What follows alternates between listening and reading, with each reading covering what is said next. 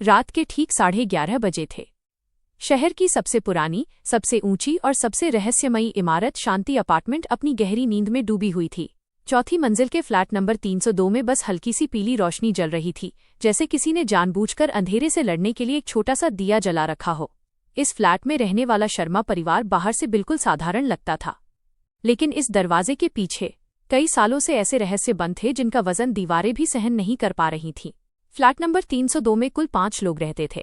अशोक शर्मा, परिवार के मुखिया, 48 वर्ष, सरकारी बैंक में मैनेजर। सुमन शर्मा, उनकी पत्नी, 44 वर्ष, गृहिणी। रोहन शर्मा, बड़ा बेटा, 22 वर्ष, इंजीनियरिंग का छात्र। नंदिनी शर्मा, छोटी बेटी, 17 वर्ष, 12वीं कक्षा। दादी सरला देवी, अशोक की मां, 72 वर्ष। पड़ोसियों की नज़र में शर्मा परिवार आदर्श था। सुबह समय पर निकलने वाले, त्योहारों पर मिठाई बांटने वाले, कभी किसी से ऊंची आवाज में बात न करने वाले। लेकिन हर परिवार के दरवाजे के पीछे एक और दुनिया होती है, और फ्लैट नंबर 302 की दुनिया धीरे धीरे दरक रही थी।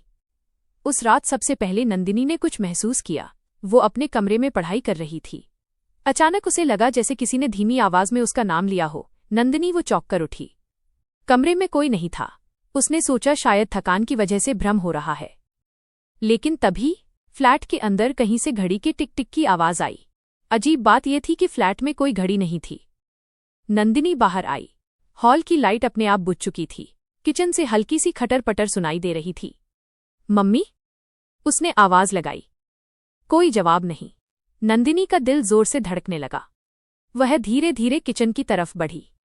किचन में फ्रिज खुला हुआ था और अंदर एक पुरानी, धूल जमी डायरी रखी थी। वो डायरी वहां कैसे आई? नंदिनी ने डायरी उठाई। कवर पर लिखा था, परिवार 302 सच। उसके हाथ कांपने लगे।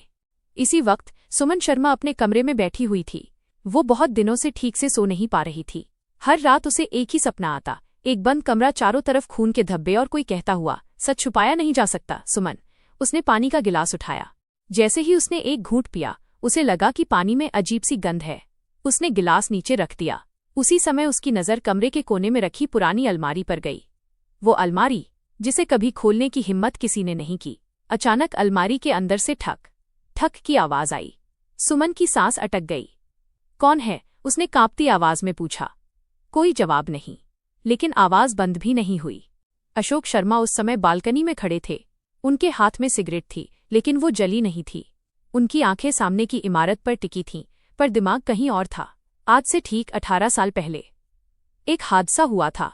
एक ऐसा हादसा जिसे पुलिस ने दुर्घटना कहा था, लेकिन अशोक जानते थे कि वो दुर्घटना नहीं थी।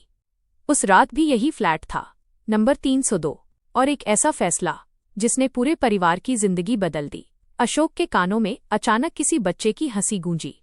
वह चौंक गए। ये मुमकिन नहीं, उन्होंने खुद से कहा। लेकिन जब उन्होंने पीछे मुड़कर देखा तो हॉल की दीवार पर एक लाइन उभरी हुई थी, जैसे किसी ने उंगली से लिखा हो। 18 साल हो गए अशोक। उनके हाथ से सिगरेट गिर गई। रोहन अपने कमरे में लैपटॉप पर कुछ ढूंढ रहा था। उसे पिछले कुछ दिनों से अजीब ईमेल मिल रहे थे, बिना किसी भेजने वाले के। आज जो ईमेल आया था उसमें सिर्फ एक लाइन थी, तुम्हें सच जानने का हक है। साथ में एक अटैचमेंट था, एक पुरानी एफआईआर की कॉपी।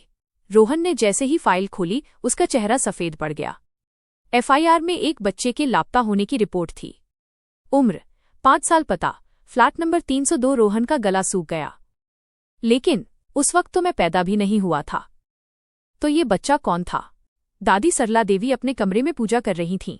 उनकी आंखें बंद थीं, होंठ हिल रहे थे। हे भगवान, अब और देर मत होने देना। उनकी आवाज में डर था और पछतावा भी। अचानक पूजा की थाली से दीपक गिर गया। दादी ने आंखें खोलीं। सामने दीवार पर एक परछाई खड़ी थी, छोटी सी, बिल्कुल बच्चे जैसी। दादी के मुंह से चीख निकलते निकलते रह गई। आ गया, मुझे माफ कर दे। परछाई धीरे धीरे गायब हो गईं। दादी फूट फूट कर रोने लगीं। नंदिनी डायरी लेकर अपने कमरे में बैठी थी। उसने कांपते हाथों से पहला पन्ना खोला। लिखावट बहुत पुरानी थी। अगर ये डायरी कोई पढ़ रहा है तो समझ लो कि परिवार नंबर 302 का सच अब बाहर आने वाला है। हमने एक बच्चे के साथ बहुत बड़ा पाप किया था, और वो पाप आज भी इस घर में जिंदा है। नंदिनी की आंखों से आंसू बहने लगे। उसी पल पूरे फ्लैट की लाइट एक साथ बुझ गई और अंधेरे में एक ही आवाज गूंजी, मुझे वापस दो। पूरा शर्मा परिवार हॉल में इकट्ठा हो गया। सबके चेहरे पर डर था, सवाल थे, लेकिन जवाब किसी के पास नहीं थे। अशोक ने पहली बार सिर झुका लिया। सुमन रो रही थी। रोहन गुस्से और डर के बीच फंसा था। नंदिनी डायरी सीने से लगाए खड़ी थी और दादी चुप थी। बहुत देर बाद दादी ने कहा, अब छुपाने का कोई फायदा नहीं। जो हमने किया वो लौट आया है। सबकी नजरें दादी पर टिक गईं। कौन लौट आया दादी? रोहन ने पूछा। दादी ने कांपती उंगली फ्लैट की दीवारों की ओर उठाई। परिवार नंबर 302 का सबसे छोटा सदस्य। हॉल में सन्नाटा छा गया। तभी दरवाजे पर जोर से ठक ठक ठक हुआ और बाहर से एक बच्चे की आवाज आई, दरवाजा खोलो, मैं घर आ गया हूं। दरवाजे पर हुई जोरदार दस्तक के बाद पूरा फ्लैट जैसे सांस लेना भूल गया था। दरवाजा खोलो, मैं घर आ गया हूं। बच्चे की वो आवाज किसी एक इंसान की नहीं लग रही थी, जैसे दीवारों से टकराकर लौट रही हो। नंदिनी के हाथ से डायरी फिसलकर जमीन पर गिर पड़ी। सुमन ने अशोक का हाथ कसकर पकड़ लिया। रोहन ने धीरे धीरे दरवाजे की ओर देखा, जैसे सचमुच कोई खड़ा हो। और दादी सरला देवी वो कुर्सी पर बैठ गईं, जैसे उनके पैरों ने साथ छोड़ दिया हो। मत खोलो, सुमन की आवाज फुसफुसाहट से भी धीमी थी। लेकिन इससे पहले कि कोई कुछ कह पाता, दरवाजा अपने आप चर की आवाज के साथ खुलने लगा। हवा का एक ठंडा झोंका अंदर आया। लाइट अब भी बंद थी, लेकिन बाहर की स्ट्रीट लाइट की पीली रोशनी दरवाजे के अंदर तक आ रही थी। दरवाजे के ठीक सामने कोई नहीं था, लेकिन फर्श पर छोटे छोटे गीले पैरों के निशान थे, जो अंदर की ओर बढ़ रहे थे।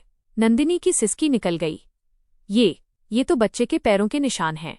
दादी ने आंखें बंद कर लीं। अब सब सुन लो, उन्होंने भारी आवाज में कहा, क्योंकि आज अगर सच नहीं बताया गया तो ये घर किसी को नहीं छोड़ेगा। अशोक का सिर झुका हुआ था। उनकी चुप्पी भी गुनाह कबूल करने जैसी थी। दादी ने बोलना शुरू किया। 18 साल पहले इसी फ्लैट में एक बच्चा रहता था। नाम था आरव। नंदिनी चौंक गई। लेकिन दादी, हम तो हमेशा से 4 ही थे। दादी की आंखों से आंसू बहने लगे। नहीं बिटिया, आरव इसी घर का हिस्सा था। दादी ने सुमन की ओर देखा। सुमन, तू ही बता दे अब। सुमन फूट फूट कर रो पड़ी। आरव मेरा बेटा था, उसने कहा। हॉल में जैसे बिजली गिर गई। रोहन अवाक रह गया। क्या? मम्मी, आप क्या कह रही हैं? सुमन ने कांपती आवाज में बताया। रोहन से पहले मेरा एक बेटा था, आरव, सिर्फ 5 साल का। नंदिनी का दिल जोर से धड़कने लगा। तो फिर वो कहाँ गया? सुमन की आंखों में डर लौट आया। अशोक ने आखिरकार बोलना शुरू किया। उस रात हमसे एक बहुत बड़ी गलती हो गई थी। 18 साल पहले अशोक की नौकरी खतरे में थी। घर में पैसों की तंगी थी और आरव बहुत बीमार था। उसकी दवाइयां महंगी थीं। इलाज लंबा था। एक रात आरव की तबीयत अचानक बहुत बिगड़ गई। हमें अस्पताल ले जाना चाहिए था। अशोक की आवाज टूट गई।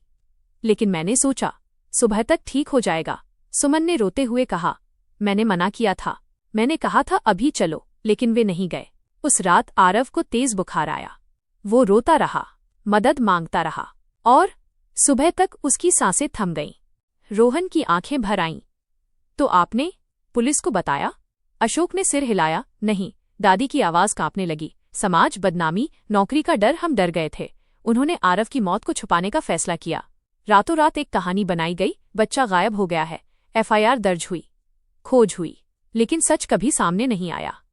और आरव को इसी फ्लैट के स्टोर रूम में दफना दिया गया। नंदिनी चीख पड़ी। नहीं, ये नहीं हो सकता। हॉल में अचानक ठंडी हवा फिर चली। दीवार पर बच्चों की हंसी गूंजने लगी। मम्मी, पापा। सुमन जमीन पर बैठ गई। आरव, माफ कर दे। माँ से गलती हो गई। स्टोर रूम का दरवाजा अपने आप खुल गया। अंदर से हल्की नीली रोशनी निकल रही थी। रोहन ने हिम्मत जुटाई। अगर वो सच में यही है तो हमें उसका सामना करना होगा। सब लोग धीरे धीरे स्टोर रूम के पास पहुंचे। अंदर एक छोटा सा पुराना खिलौना पड़ा था, एक टूटी हुई कार। वही कार जिससे आरव खेला करता था। और दीवार पर लिखा था, मैं अकेला था। सुमन रोते रोते आगे बढ़ी। आरव, अब और छुपाएंगे नहीं, उसने जोर से कहा। तू हमारा बेटा था और रहेगा। हमने तुझसे मुंह मोड़ा, यही हमारा पाप था। अचानक हवा थम गई। रोशनी तेज हुई। एक बच्चे की आकृति उभरी, न मुस्कुराती न डरावनी, बस उदास। मुझे घर से नहीं, अपने नाम से निकाला गया था। एक धीमी सी आवाज आई। अशोक आगे बढ़े। उन्होंने हाथ जोड़ दिए। मुझे सजा दे दे, लेकिन परिवार को छोड़ दे। कुछ पल की खामोशी के बाद वो आकृति धीरे धीरे हल्की होने लगी। सच बोल दिया, यही काफी था, आवाज गूंजी। और फिर सब शांत। अगली सुबह फ्लैट नंबर 302 में सूरज की रोशनी सीधे हॉल में आ रही थी। स्टोर रूम अब खाली था, दीवारों से सारे निशान मिट चुके थे। दादी ने गहरी सांस ली। अब आत्मा को शांति मिल गई। सुमन ने एक छोटा सा दीपक जलाया। आरव की तस्वीर के सामने रोहन और नंदिनी चुपचाप खड़े थे। अशोक की आंखों में पछतावा था, लेकिन साथ ही सुकून भी। अब ये फ्लैट सिर्फ एक पता नहीं था, ये एक सबक था। सच जितना भी डरावना हो, उसे छुपाने से वो भूत बन जाता है, और सच स्वीकार करने से ही आत्माओं को शांति मिलती है। फ्लैट नंबर 302 की खिड़की से बाहर देखते हुए नंदिनी ने धीमे से कहा, अब ये घर सच में घर लग रहा है। कहानी अच्छा लगा हो तो वीडियो को लाइक और चैनल को सब्सक्राइब करें। धन्यवाद।